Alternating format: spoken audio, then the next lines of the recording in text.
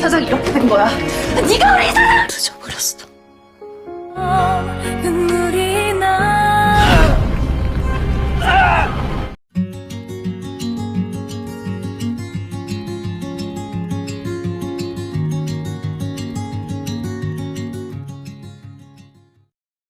My Demon episode 8 dimulai dengan Guwon yang ditusuk oleh Guang Chol. Di saat yang sama, Do-hee masih berada di kantor polisi karena dituduh melakukan pembunuhan atas Chon-suk. Guang Chol mengeluarkan pisaunya dan mencoba menusuk Guwon lagi, tapi Bok Gyu menyelamatkannya.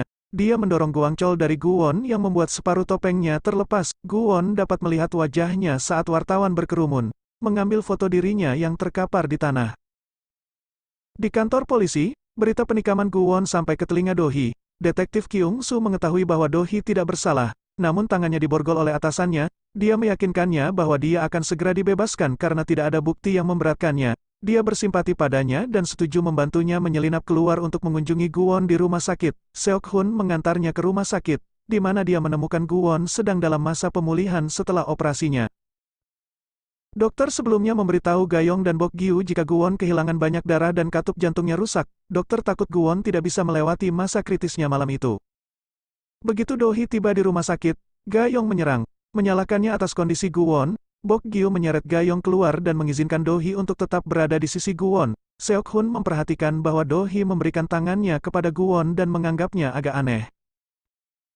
Do-hee khawatir dia datang terlambat karena Guwon membutuhkan waktu untuk bangun. Untungnya, kekuatannya membantunya pulih sedikit dan mulai sadar kembali. Dia bangun dan mulai menggodanya. Do-hee lega karena pengawal iblis sekaligus suaminya berhasil melewati masa kritis dan dengan senang hati memeluknya. Namun, Guwon masih lemah dan perlu diisi ulang sebanyak mungkin.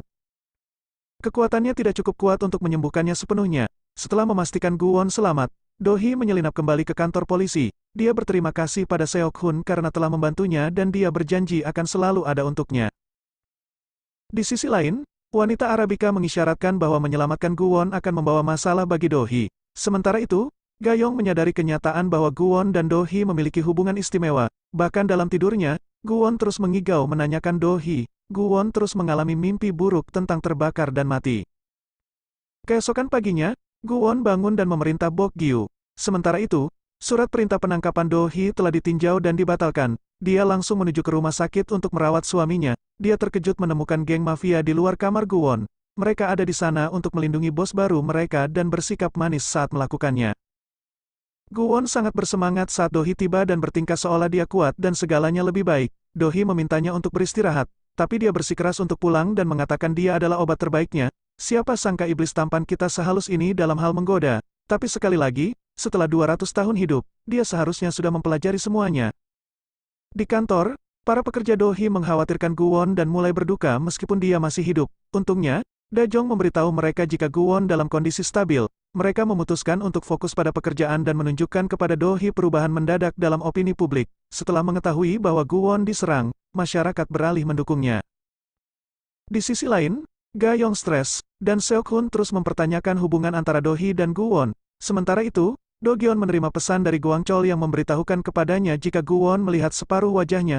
Guang Chol yakin hanya masalah waktu sebelum Guwon datang menghampirinya. Dia dengan panik bersembunyi di kamarnya, menunggu kematiannya yang akan datang. Kembali ke pasangan kami yang baru menikah, Do-hee dan Guwon, akhirnya mereka pulang. Guwon perlu diisi ulang, tetapi kerjanya lambat. Pada akhirnya, mereka berpelukan untuk membuatnya terisi kembali dengan cepat. Keesokan harinya, Do-hee menolak mengambil cuti, dan Guwon bersikeras untuk pergi ke kantor bersamanya. Mereka bertengkar terus-menerus sampai Da-jong memberi mereka solusi. Dia mengantar mereka semua ke kantor, dan seperti yang diharapkan, Bok Gyu ikut serta. Do-hee mengizinkan Guwon mengisi ulang sebanyak yang dia mau sejak mereka resmi menikah. Para karyawan Do-hee sangat senang karena Guwon datang bersama manajer umumnya. Mereka berharap pria itu setampan suami Do-hee dan kecewa melihat Bok Gyu.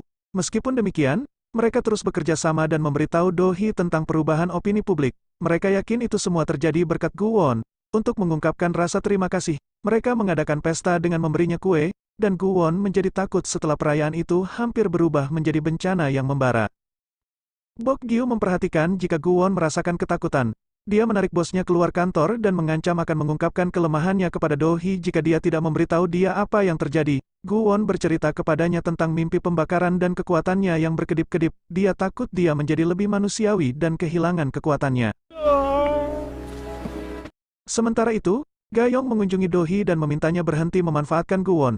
Dia menyebut Dohee egois dan mengatakan dia harus membereskan kekacauannya secara mandiri. Gayong mengatakan jika Dohee adalah sumber masalah dan alasan Guwon terlibat dalam semua drama mematikan ini. Dalam perjalanan keluarnya, Gayong bertemu dengan Guwon dan memeluknya di depan semua orang.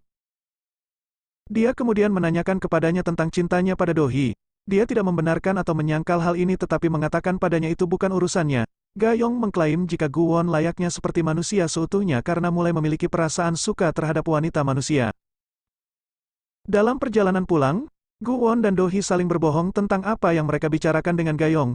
Dohee mengatakan jika Gayong mengundangnya untuk menonton penampilannya, sedangkan Guwon mengatakan gadis itu tidak pernah mengatakan banyak hal padanya. Seperti malam sebelumnya, mereka tidur di ranjang yang sama. Namun, Dohee terus memikirkan kata-kata Gayong dan tidak bisa tidur.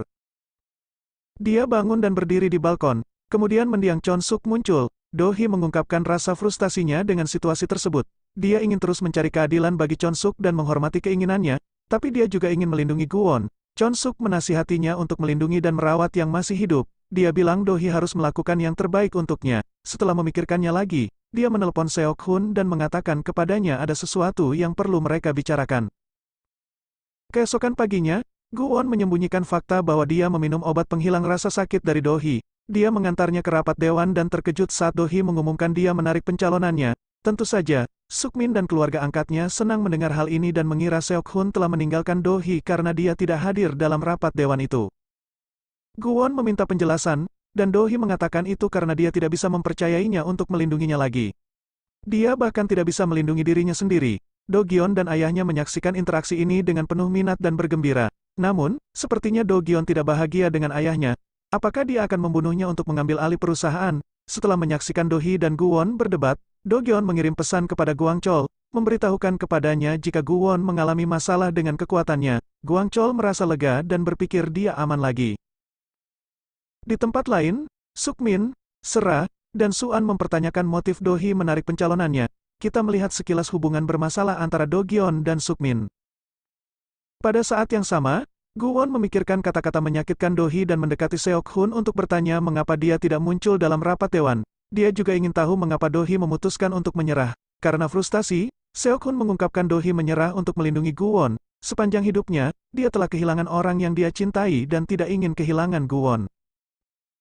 Setelah mendengar ini, Guwon melacak Dohee dan menemukannya di taman kaca milik Chon-suk. Dohee mengatakan kepadanya bahwa dia akan mati jika terus melibatkan dirinya dalam perangnya, dan Guwon mengatakan dia tidak peduli. Dia kemudian memotong jarak di antara mereka dan menciumnya dengan tergesa-gesa. Mereka berciuman dengan penuh gairah selama beberapa saat ketika alat penyiram taman terbuka, membuatnya terlihat seperti sedang berciuman di tengah hujan. Episode berakhir saat mereka berciuman, dan Guwon menceritakan bahwa Dohee adalah takdirnya dan dia akan tetap di sisinya meskipun perasaannya terhadap Dohee menjadikannya manusia. Mereka menutup semua penentang yang datang setelah adegan ciuman di episode sebelumnya. Chemistry di antara para pemeran utama sangat luar biasa dalam hal ini. Merasa menarik bagaimana mereka menggunakan pengisian ulang sebagai alasan untuk dekat satu sama lain. Syukurlah, kami sudah punya pengakuan, dan kami akan resmi berada di era kencan minggu depan. Apakah Anda sudah merasa berdebar-debar hanya dengan memikirkannya? Sejauh ini, pertunjukannya telah berkembang dengan baik dan mempertahankan momentumnya sejak episode pertama. Sensasi, romansa, dan misteri berimbang dengan baik dan menjadikannya rom-com fantasi yang sempurna. My Demand terbukti wajib ditonton setiap akhir pekan, karena tidak ada momen yang membosankan. Kami sudah setengah jalan menuju serial ini dan hanya bisa berdoa agar para penulis tidak melakukan kesalahan di episode-episode selanjutnya.